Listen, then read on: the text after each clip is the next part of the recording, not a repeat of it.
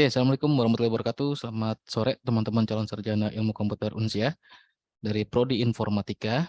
Eh, ini adalah mata kuliah pemrograman Android. Kita sudah ada di pertemuan kelima. Jadi tinggal 2 pertemuan lagi teman-teman akan menghadapi UTS lagi nih ya. Jadi yang semester 5 ini harus tetap semangat dan jangan kendor semangatnya. Harus lebih dikebut karena sudah mulai akhir-akhir masa perkuliahan nih. Yang sebentar lagi tugas akhir ya. Nah, apalagi untuk mata kuliah pemrograman Android ini, salah satu mata kuliah yang dimana outputnya adalah ada projectnya, ada sebuah aplikasi ya. Jadi kita punya output untuk mata kuliah ini adalah project aplikasi Android, dan itu nanti teman-teman akan join sama mata kuliah yang namanya proyek perencanaan dan pengembangan produk ya, teknologi informasi dan telekomunikasi. Nanti akan ikut pameran ya dari hasil UAS untuk mata kuliah pemrograman Android di Informatika Unsia ini. Jadi nanti teman-teman pamerin tuh aplikasi-aplikasi Android yang sudah didevelop sebagai tugas akhir dari mata kuliah pemrograman bergerak di Informatika ini. Nah, untuk pertemuan kelima ini, materinya teman-teman sudah bisa akses lewat LMS-nya. Jadi sudah di-share ya. Teman-teman bisa ke sesi pembelajaran kelima. Oke, ini saya share dulu deh. Bentar ya. Saya share all screen. Oke. Nah, jadi teman-teman bisa akses mata kuliah atau kelas pemrograman bergerak. Terus kalau mau lihat materi detailnya ada di sesi pembelajaran ya. Karena di diskusi ini kan dia recently editnya. Saya pernah upload ini untuk materi-materinya itu jauh-jauh hari ya. Jadi kalau teman-teman cari modulnya atau learning materialnya itu ada di bawah-bawah nih. Agak males juga scroll-scroll kepanjangan, langsung akses aja sesi pembelajaran, terus langsung ke pertemuan kelima. Wah, belum saya mulai, sorry. Oke, langsung akses di pertemuan kelima. Ini ada beberapa bagian untuk learning materialnya atau materi pembelajarannya. Ada modulnya nih ya, modul pertemuan 5 untuk user interaction-nya. Jadi ada 4 modul, 1 modul handbook atau Word-nya, terus ada 3 modul dari PPT-nya. Pertemuan kelima ini mengenai user interaction memang panjang materinya. Ini kita ngebahas tentang UI ya. Nanti di next pertemuan atau di next session, di pertemuan ke-6, teman-teman akan ngebahas, kita bersama-sama akan membahas yang namanya UX atau user experience. Jadi untuk mata kuliah pemrograman bergerak, ya khususnya untuk pemrograman Android, ini satu paket lengkap nih. Bukan hanya konsep aplikasinya, bukan hanya kita belajar untuk develop aplikasinya, codingnya, tapi juga termasuk ke dalam UI dan UX-nya. Makanya dibahas user interaction dan user experience nanti. Untuk user interaction sendiri memang materinya ini tadi yang saya sampaikan banyak ya. Makanya di modulnya terdiri dari 3 part nih. Ada part 1, part 2, part 3. Untuk video learning materialnya ini kita ambil dari source-nya langsung dari Google Developer yang dari India. Dan sudah ada demonya nih, contohnya di demo 41 ini mengenai user input controls.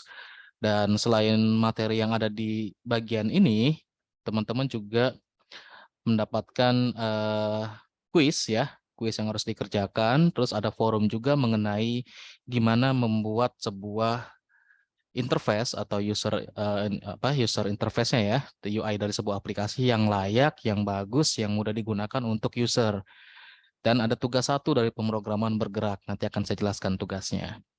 Oke, untuk materi tambahannya, sekali lagi saya ingatkan teman-teman jangan lupa untuk akses sumber utama kita ya. Nanti searching aja Google Developer Android, terus ada yang di sini developerandroid.com, terus pilih yang dasar-dasar developer Android Java. Nah, di sini code lab-nya untuk praktikalnya, kalau mau referensi konsepnya atau teorinya di sini. Nah, untuk begitu diklik yang kode lab ini ya, kode lab untuk dasar-dasar Android developernya. Nah, pertemuan kelima atau sesi kelima ini kita ngebahas tentang yang interaksi pengguna atau user interaction dari poin 41 sampai dengan 45. Makanya di modul juga ada 3 part ya. Untuk part yang pertama ini ngebahas tentang button and clickable image, di mana di sini materinya adalah gambar yang dapat diklik. Untuk part pertama itu ya, gambar yang dapat diklik atau clickable image sama input control atau control input. Terus di part yang kedua itu ngebahas tentang menu and picker. Jadi gimana cara membuat menu dan alat pilih, alat untuk picker ya. Seperti untuk upload file yang gimana mau milih filenya dan lain-lain. Dan di part ketiganya tentang user navigation sama recycler view. Nah, untuk teorinya teman-teman bisa baca lewat modulnya langsung atau bisa akses dari course yang di-open yang secara gratis untuk dasar-dasar developer Android, dan untuk referensi konsepnya atau teorinya bisa akses dasar-dasar developer Android konsepnya. Oke, di modul juga sudah lengkap, termasuk praktikalnya. Dan jika mau lihat praktikalnya lebih lengkap lagi, tutorial step by step-nya, plus ada sedikit animasi untuk tutorialnya, nah aksesnya yang CodeLab ini ya. Oke, misalkan contoh untuk gambar yang dapat diklik atau clickable image. Teman-teman tinggal klik yang poinnya, linknya, terus nanti akan diarahkan ke page-nya. Nah, ini ada beberapa tutorial dari mulai sambutan, welcoming visit-nya atau welcoming pengantarnya. Terus ada app overview-nya. Nah, contohnya nanti akan membuat sebuah tampilan, sebuah aplikasi memiliki tampilan seperti ini nih. Jadi ada gambar yang bisa diklik. Contohnya di sini pada saat membuat apa ya, sebuah kafe sederhana ya, namanya Droid Cafe yang punya beberapa menu. Yang misalkan teman-teman klik salah satu menunya, misalkan untuk memesan, maka dianggap teman-teman mengorder menu tersebut dan dimasukkan ke dalam keranjang. Untuk membuat seperti ini bagaimana? Nah, ini ada step by step lengkapnya dari mulai task pertamanya. Ya, dari mulai task pertama, add image to the layout. Jadi teman-teman start new project, pasti setting projectnya, konfigurasinya boleh disamakan seperti ini atau bebas ya, silakan. Kalau mau mengikuti tutorialnya, lebih baik disamakan dulu aja. Jadi biar sama dengan tutorial dan nggak bingung. Oke ya, terus bikin layout, jangan lupa constraint-nya diatur juga. Setelah sudah bikin layout pertama, nanti menambahkan gambar ya. Ada 3 buah image yang bisa teman-teman download nih, ya, atau punya image sendiri ya silakan aja. Tapi di sini ada ukuran image yang harus disesuaikan. Di sini kita pakai ukurannya di tutorial adalah 113 kali 113 pixel. Jadi biar nggak terlalu besar juga, biar nggak terlalu kecil juga, ya proper lah ya. Terus bentuknya ini di square nih, ya seperti persegi bukan persegi panjang. Dan untuk layout editornya ya ada fix button in warning message to extract string resource-nya. Jadi begitu diklik gambarnya kayak ke ekstrak ya dari string resource dari masing-masing image tersebut. Oke, di sini juga ada gimana caranya, ada tutorialnya, terus sedikit kayak ada animasinya nih seperti ini contohnya untuk memasukkan image-nya, setting constraint-nya atau mengatur constraint-nya, plus properties lain-lainnya ya seperti size-nya tadi yang 113 kali 113. Dan ada keterangannya juga nih atribut pen yang harus teman-teman diikuti ya. Seperti misalkan ID-nya dan content description-nya. Yang ini nanti akan tampil nih ya, apa sih di seperti, nah di sininya ya, seperti keterangan dari menunya itulah. Terus untuk yang second image, nah ini juga ada tutorialnya, ada marginnya berapa yang harus diatur pada saat membuat constraint-nya sama atributnya. Oke, terus nah, ada event on click nih ya. Jadi ada on click methods untuk image-nya. Nah, membuatnya seperti gimana? Jadi teman-teman bikin sebuah toast method untuk image tersebut ya. Dan untuk metodenya pakai Android on click ya. Untuk setiap image pada saat diklik. Nah, ini nih yang jalan nih ya metodenya. Activity-nya apa aja yang akan dibuat di situ. Nah, teman-teman tinggal ikutin aja nih tutorialnya. Oke, di sini sudah sangat lengkap sekali ya. Di main activity, nah ditambahkan seperti ini, ada fungsi tambahan, ada metode yang dibuat baru lagi, terus ada click handles juga untuk image-image yang tadi, karena kita ini mau membuat clickable image ya. Nah ini step by step-nya juga lengkap sekali. Kalau misalkan teman-teman mau download yang sudah jadi, bisa download solution kodenya nih ya, solution kodenya tentang Droid Cafe. Nanti diarahkan ke GitHub, repository GitHub-nya ini. Teman-teman bisa download untuk Droid Cafe-nya. Nah, untuk part 1 sampai dengan part 3 di sesi 5 ini atau di pertemuan kelima itu harap pelajari semua, diikuti semua, dan disimulasikan atau dicoba ya, jangan sampai tidak. Jadi dari clickable image sampai dengan recycler view. Nah, di navigasi pengguna juga penting nih, navigasi pengguna kita lihat ya, karena salah satu experience dari sebuah UI, dari sebuah aplikasi, baik itu aplikasi mobile, aplikasi web, atau multi-platform apps, gitu ya, yang paling menentukan experience bagus atau tidaknya itu adalah dari pengalaman pengguna. Yang pertama lagi, apalagi ya, yang paling berpengaruh itu dari kejelasan penggunaan sebuah aplikasi berhubungan dengan navigasi aplikasi ya. Navigasi aplikasi itu seperti user tidak perlu baca tutorial atau panduan penggunaan aplikasi, dia tahu menggunakan aplikasinya. Kayak misalkan pada saat buka aplikasi untuk create akun pertama, kalau butuh create akun gitu ya, dia tahu harus kemana, apa yang harus dia klik atau apa yang harus dia tuju, menu mana yang harus dia tuju. Di situ navigasinya jelas, memudahkan user. Bahkan tadi yang saya sampaikan, user tanpa melihat panduan navigasi, panduan penggunaan aplikasi atau tutorial penggunaan aplikasi, mengerti menggunakan aplikasi tersebut. Kita sering mendapatkan aplikasi yang seperti itu, tanpa kita harus searching-searching atau baca-baca tutorial penggunaannya atau panduan penggunaan aplikasi tersebut, kita bisa menggunakan aplikasi tersebut tanpa kesulitan. Kenapa? Karena navigasinya sangat jelas untuk menggunakan aplikasinya. Step by step activity yang dilakukan sama kita atau user ya untuk menggunakan aplikasi tersebut terlihat jelas ya. Kita bisa tahu nih step pertama gimana, step kedua gimana. Terus kalau mau ke menu ini atau mau akses ini, itu segala macamnya itu terlihat sangat jelas di navigasinya. Jadi ada kemudahan penggunaan aplikasi tersebut ya untuk user atau penggunanya, dan itu adalah yang dibilang user friendly. Jika aplikasi user friendly seperti itu contohnya gitu ya. Jadi user ini bisa dengan jelas, bisa dengan mudah menggunakan aplikasi, mau akses apapun tanpa ada tutorialnya atau melihat tutorial atau melihat panduan pengguna. Nah, yang untuk user navigasi ini ya, user navigation juga ini step by step yang mau dibuat ya. Contohnya hasil akhirnya seperti ini nih. Mana dia? Kita mau lihat. Oke, saya udah running aplikasinya sih. Nah, ini yang untuk Navdrawer experiment ya, Navdrawer experiment. Jadi kalau misalkan teman-teman mau download, ini ada di solution kodenya ya.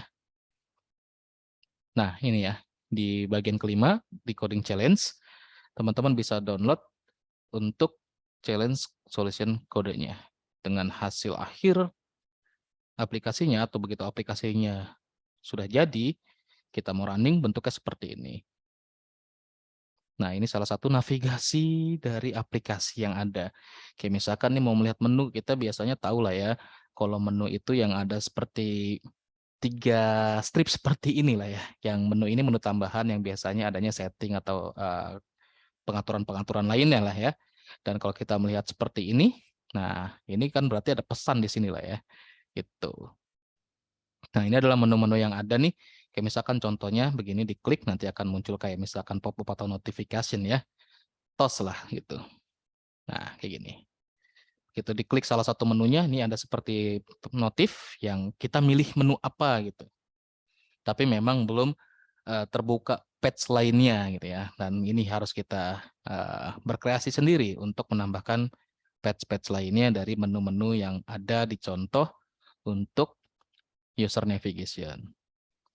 Gitu ya. Oke, untuk pertemuan kelima karena ada tugas, ini langsung saya jelaskan saja tugasnya. Karena untuk kalau mata kuliah ini dijelaskan teorinya kan nggak enak ya. Yang enak itu sebenarnya teman-teman simulasi, simulasi setelah simulasi. Kalau ada pertanyaan, ada diskusi, ya kita bahas di forum sinkron ini atau di sesi sinkron ini. Gitu. Cuma masalahnya tadi kayak teman kita aja nggak bawa laptop jadi nggak bisa simulasi ya. Mungkin ada yang sedang standby, buka IDE-nya misalkan Android Studio atau Intellis IDE, terus lagi ngerjain apa nih, ada yang error gimana. Nah, ini kita bisa sharing langsung di sini nih.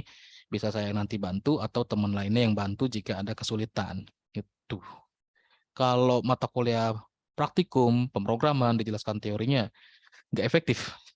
Yang bagus dan yang pas itu langsung praktek. Cuma nggak mungkin saya yang praktek sendiri ya.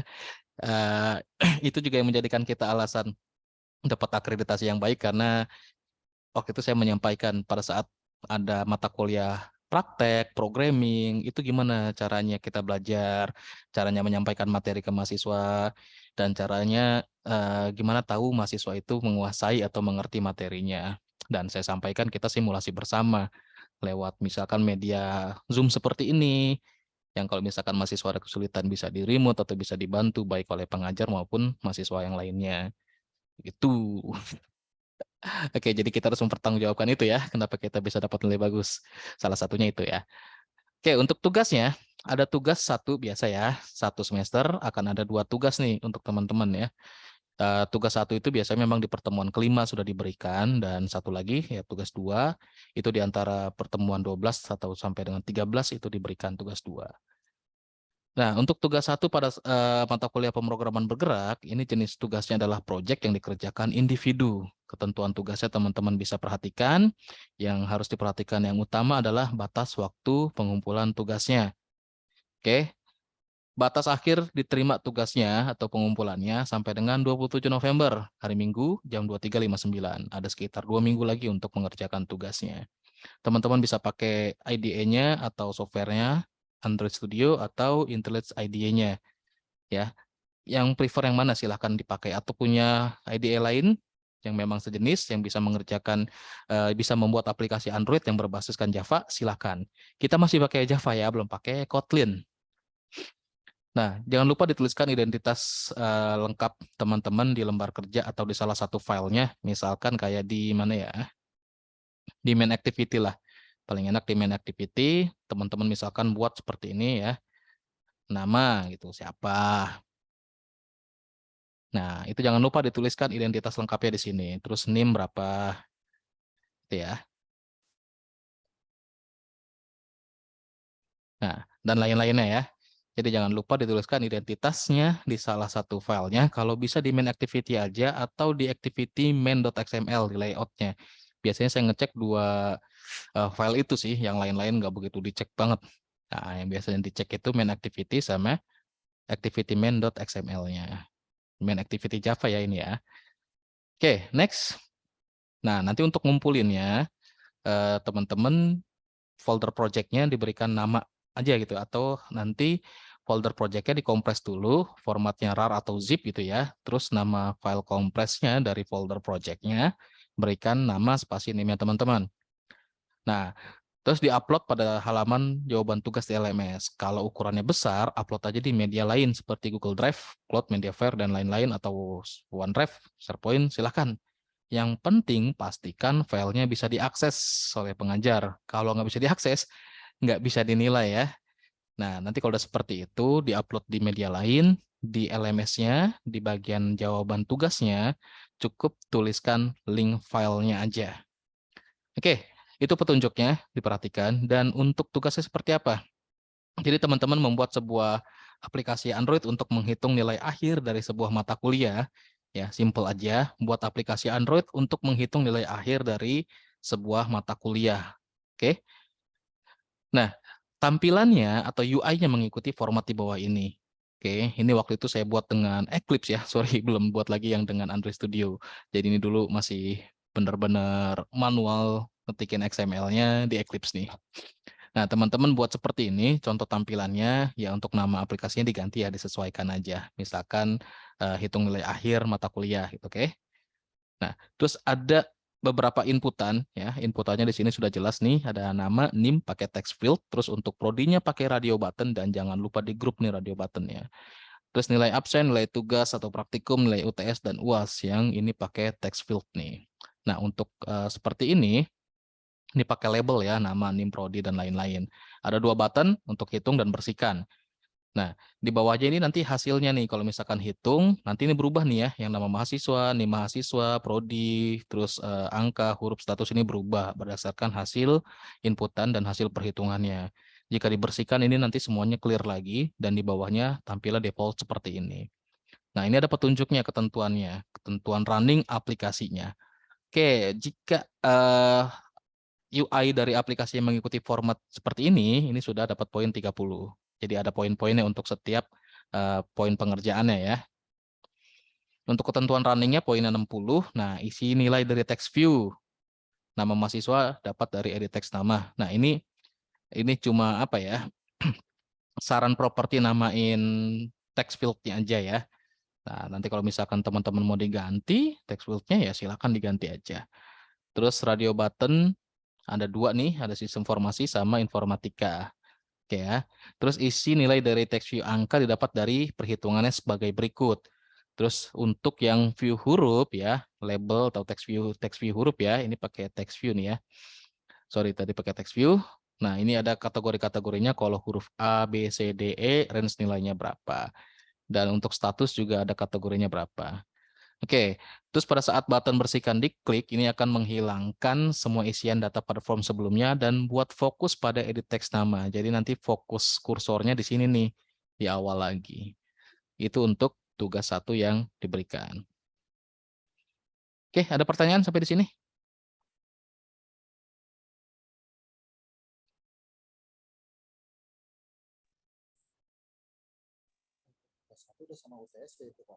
Kenapa?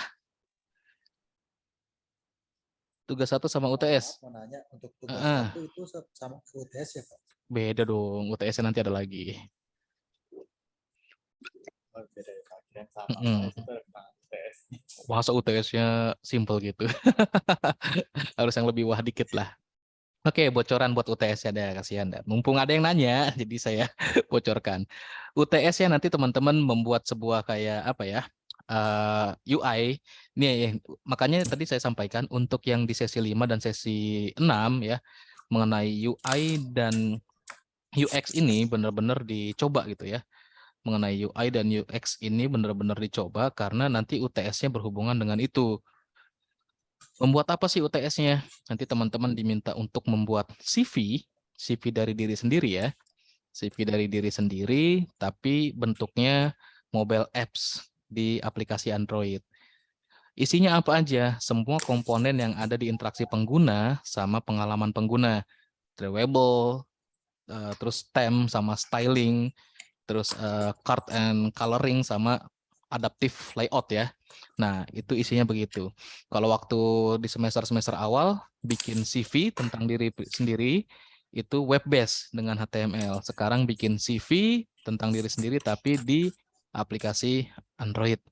Jadi kalau ada yang mau mulai nyicil-nyicil desain terus mulai nge-develop buat CV personalnya, silakan. Tapi ada menu-menunya juga di CV-nya. Ya, bisa bentuknya CV, bukan hanya CV, sorry saya agak lupa, bukan CV ya, tapi lebih kayak ke web company profile ya, web company profile. Tapi bisa juga untuk CV-nya teman-teman. Kalau misalkan teman-teman juga punya sebuah company profile atas dirinya sendiri, boleh aja gitu. Gitu ya, Mas Dwi Cahya. Ya, Pak. Baik, Pak. Terima kasih, Pak, infonya, Pak. Oke, ada lagi yang bertanya? Ini ngomong-ngomong, udah ada yang nyoba simulasi belum nih? Udah 5 pertemuan saya belum pernah lihat ada yang simulasi kayaknya. Atau jangan-jangan masih ada yang belum download softwarenya nih, belum install. Jangan bilang ke saya belum install dari pertemuan kelima nih, gawat urusannya. Udah download nih, Mas tadi udah download belum?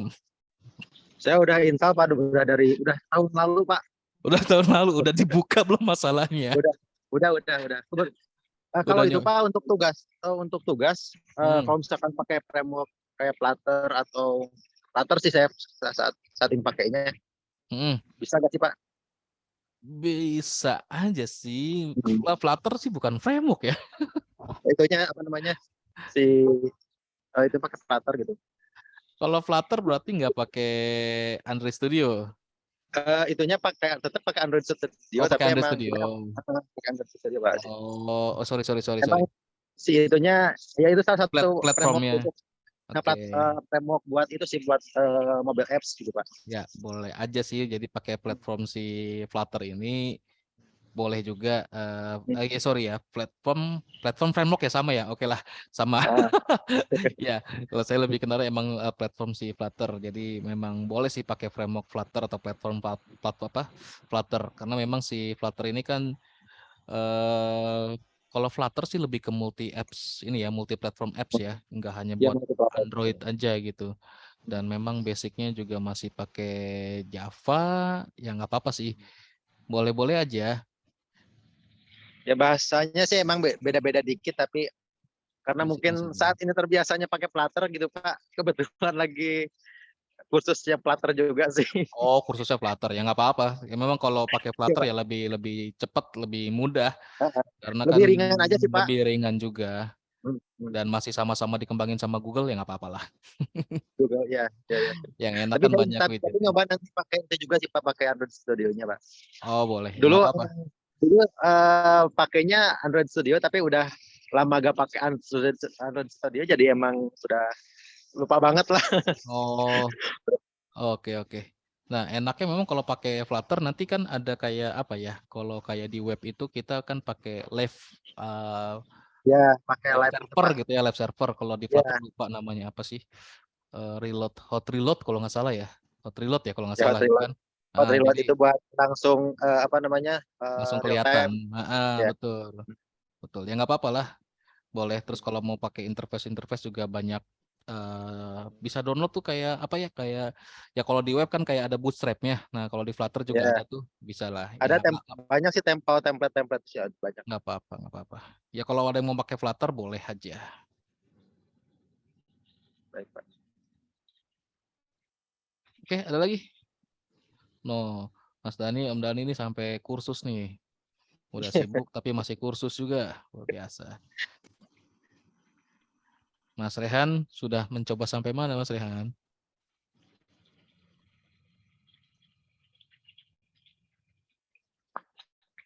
Wah, AFK.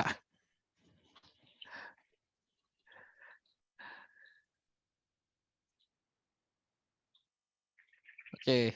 Nah, ini kalau kayak yang ngambil mata kuliah apa P3 TIK, jadi aplikasi ini bisa jadi produknya di mata kuliah tersebut kan tinggal bikin dokumentasi proyeknya. Kayak misalkan proposal project, terus monitoring project sama laporan hasil proyeknya. Itu. Terus di mata kuliah MPTI nyusun laporan untuk proposal tugas akhir sama nanti dokumentasi tugas akhir dan laporan tugas akhirnya. Jadi kalau yang udah mulai nyicil-nyicil tugas akhir dari semester ini, semester 8 atau semester 7 tinggal klik doang tuh mata kuliahnya. Udah selesai dijadwalin sidangnya. Tuh. Jadi jangan nunggu entar-entar ngerjain skripsinya. Kalau entar-entar ya di entar-entar juga yudisium dan wisudanya ya. Ya kan udah mulai dapat lampu hijaunya udah terang banget nih, akreditasi udah muncul lagi dan naik lagi.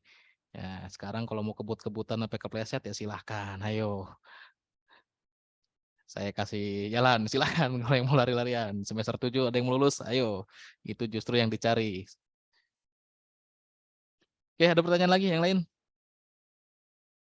Untuk UTS-nya nanti nggak di-share soalnya, nggak apa nge-share-nya nggak mepet-mepet kok, tenang aja, Mas Dwi. Masih ada jeda waktu ya 2 minggu lebih lah buat ngerjain UTS-nya. Sekarang tugas satunya dulu. Nanti udah kalau udah tugas satunya udah running, udah lumayan mau selesai, baru saya share untuk UTS-nya. Oke, beres ya? Nggak ada lagi pertanyaannya ya? Oke, karena hari ini saya bukan paralel, maraton Pikon buat ngejelasin tugas satu di semua mata kuliah. Ntar malam ketemu lagi kita yang ngambil mata kuliah P3 TIK ya. Jangan lupa jam 7:30 disiapkan laporan untuk proyeknya. Oke, itu aja materinya. Jangan lupa untuk dipelajari lagi dan jangan lupa untuk dipraktekkan atau disimulasikan. Karena sayang ya, mata kuliah programming, mata kuliah simulasi seperti ini, kalau nggak simulasi, ya apa yang dipelajari? Kalau cuma teori, konsepnya doang ya, itu ya cuma kulit luarnya aja, tapi inti atau capaian pembelajaran, maksud dan tujuan dari pembelajaran disampaikan materi ini nggak dapat sama sekali. Jadi saran saya dan himbauan sebenarnya, himbauan yang agak mewajibkan sih, dipraktekkan atau disimulasikan. Ya, suatu saat di salah satu sesi sinkronnya teman-teman yang bisa simulasi, bisa ditunjukkan. Karena ini kan hasil recordingnya juga selalu saya open public ya.